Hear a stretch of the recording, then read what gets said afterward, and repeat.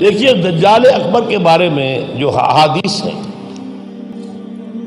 ایک بات تو یہ کہ وہ کانا ہوگا ایک آنکھ سے، اس کے ماتھے پر لکھا ہوا ہوگا کافارا، ہر مومن پڑھ لے گا چاہے پڑھا لکھا ہو یا نہ ہو۔ وہ خدائی کا دعویٰ کرے گا، اور اس کی قوتیں کتنی ہوں گی ذرا نوٹ کیجئے۔ لا تزع قریۃ الا حبطها فی 40 لیلۃ، مسلم شریف کی روایت ہے۔ پوری دنیا میں ایک ایک بستی کے اندر وہ گھوم جائے گا صرف 40 دنوں میں۔ کیسی سواری اس کے پاس ہوگی، کیسی صورت والی سواری ہوگی، اب تو کچھ اندازہ ہے نا۔ آخر ہماری فضا میں ظاہر بات ہے ہمارے ہوائی جہاز 24 گھنٹے میں گزر سکتے ہیں مشرق سے مغرب تک۔ نمبر 2، اس کے 2 کانوں کے مابین 80 گز کا یا 80 ہاتھ کا فاصلہ ہوگا۔ اس کے گدھے کی ماں بین حافر ہمارے ہی حافر آخر مسیرت یومین و لیلۃ، اس کے گدھے کی ایک قدم اور دوسرے قدم کے درمیان ایک دن رات کے سفر کی مسافت ہوگی۔ اب ظاہر بات ہے اس کا گدھا کون ہے آج؟ ہوائی جہاز۔ ینادی بصوت لہ یسمع ما بین الخافقین، کنز العمال میں بھی ہے، مسند احمد بھی حدیث ہے۔ وہ آواز دے گا ایک ایسی آواز سے جس سے مشرق اور مغرب کے درمیان سب لوگ سنیں گے۔ ہو گیا کہ نہیں؟ بش کی تقریر سب سنتے کہ نہیں؟ سخرت لہ انہار الارض واسفارها یامر السماء فتمطر والارض فتنبت، اس کے لیے تمام دریا اور پوری زمین کو سخر کر دی جائے گی۔ وہ جب حکم دے گا آسمان کو بارش برسائے گا۔ مادر ذات انز اکمہا، اس کو ٹھیک کرے گا، کوڑی کو ٹھیک کرے گا۔ یہ حضرت عیسیٰ والے معجزے ہیں۔ یحیی الموتیٰ، مردوں کو زندہ کرے۔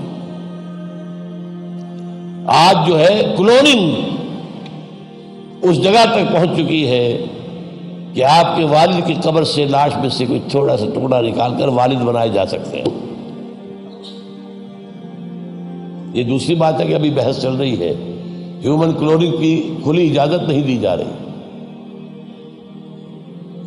لیکن آ گیا۔ ایک آدمی کو چیر کر 2 ٹکڑوں میں بانٹے گا اور پھر زندہ کر دے گا۔ وَيَبْعَثُ مَعَهُ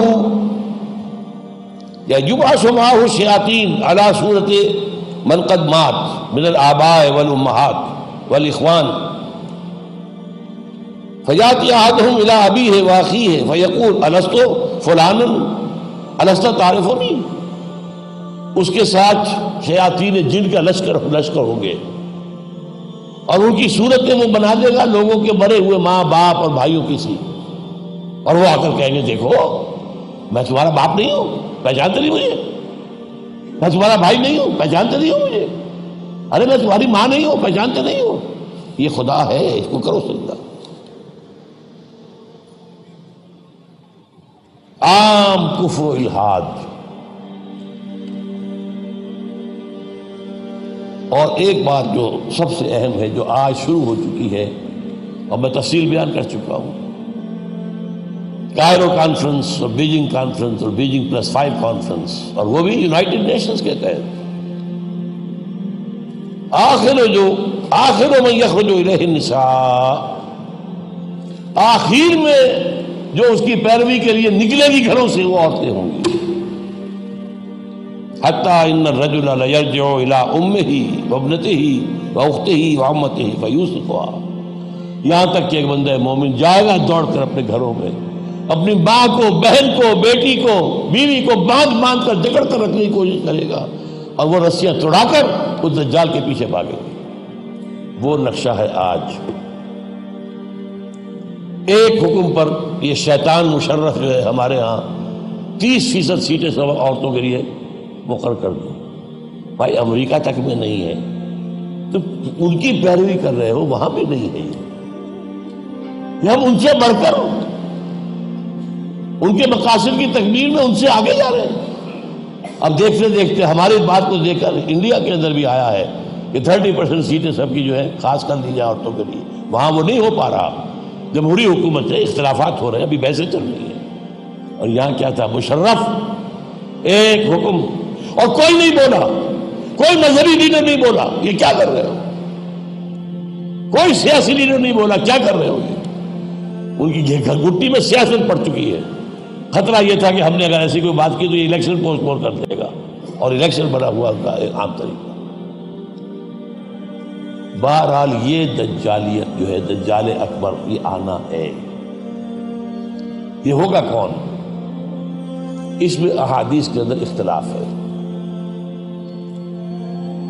ایک واقعہ یہ بھی ملتا ہے کہ حضور ہی کے زمانے میں یہودیوں میں ایک بچہ پیدا ہوا، ابن سیاد۔ وہ بڑا غیر معمولی قسم کی صلاحیتیں اس میں تھی، وہ اپنی پیٹھ کے پیچھے سے بھی دیکھتا تھا، وہ سوتا تھا تو اس کا دل نہیں سوتا تھا، وہ پوری طریقے سے اس کے حواس جو ہیں وہ بیدار رہتے تھے۔ تو حضور نے اس کے کچھ حالات وغیرہ کا باقاعدہ مشاہدہ کیا، یہ سوچتے ہوئے کہ شاید یہی دجال بن جائے۔ حضرت عمر نے کہا بھی کہ آپ مجھے حکم دیں میں اس کی گردن اڑا دوں؟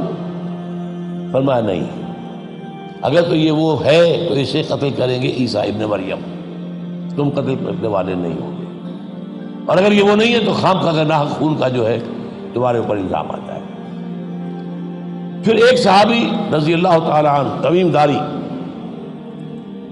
وہ عیسائی تھے، اسلام لائے تھے، وہ کسی بحری سفر پر گئے تو طوفان جو ہے ان کے جہاز کو لے کر ادھر ادھر کئی ایک مہینے تک، اس سے بھی زیادہ، موج ادھر لے گئی پھر ادھر لے گئی پھر ادھر لے گئی، حتیٰ کہ ایک جزیرے میں جا کے ان کا اترنا ہو گیا، وہاں کوئی نہیں تھا، غیر آباد۔ اندر کچھ گئے تو انہیں ایک عجیب سی مخلوق نظر آئی، جساسا، کہ نہ اس کا پتہ چلتا تھا منہ کدھر ہے دم کدھر ہے۔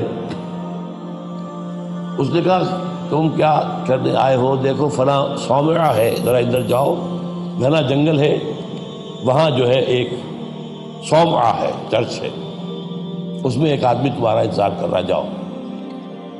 وہاں گئے تو دیکھا کہ ایک بہت قوی ہے، بہت لمبا چوڑا، رسیوں میں اور چینز کے اندر جکڑا ہوا انسان، انسانی شکل۔ اور اس سے پھر مکالمہ ہوا، کچھ سوالات کیے، کیا بحیرہ گلیلی میں پانی ہے؟ کہاں ہی ہے؟ اچھا، ایک وقت آئے گا کہ پانی نہیں رہے گا، حضرت عیسیٰ علیہ السلام کی آمد کے بعد جب یاجوج ماجوج آئیں گے تو یہ سارا پانی پی جائے گا، کوئی قطرہ نہیں بچے گا۔ اس طرح کئی سوالات کیے، اور پھر اس نے غالباً یہ کہا کہ میں دجال ہوں، مجھے ابھی اللہ نے گرفتار کیا ہوا ہے، پھر وقت آئے گا مجھے چھوڑے گا۔ ایک روایت یہ ہے، جب حضرت آئے تمیم داری تو حضور نے پھر اعلان عام کرایا، مسلمانوں کو جمع کرایا اور انہیں یہ سارا تمیم داری کا واقعہ سنوایا۔ ایک یہ بھی ہے۔